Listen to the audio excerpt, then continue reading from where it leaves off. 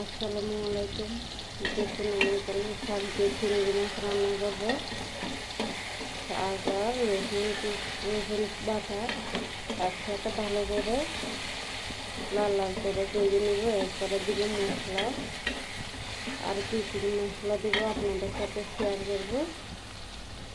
আজ আপনারা দুইটা রেসিপি দেখতে পারবেন আমাদের ভিডিওতে, দুই ভিডিওতে দেখতে পারবেন।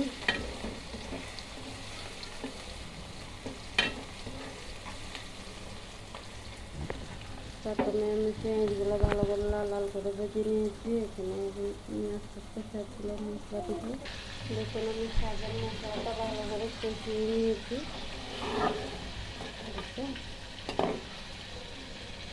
এখন আমি কেটে ধুয়ে রাখা শাক দিয়ে দিব, শাক আর আলু।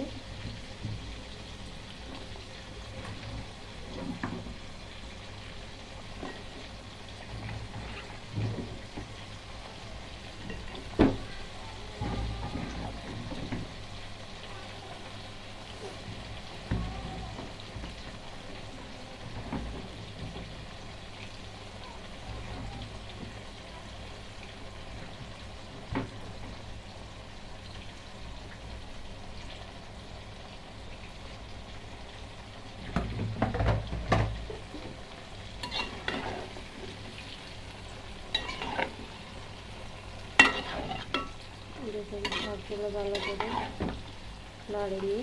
এরপরে 5 মিনিটের জন্য ঢাকনা দিয়ে ঢেকে রাখবো।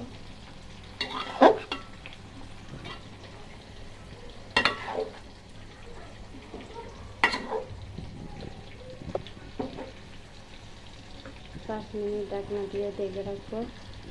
ফিরে আসতেছে।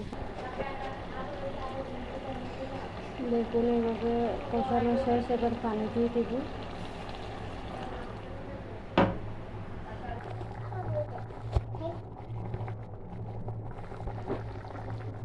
দেখুন এভাবে শাকটা রান্না করছি।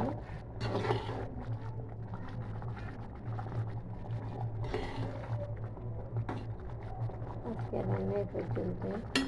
সবাই সুস্থ থাকবেন, ভালো থাকবেন। আসসালামু আলাইকুম।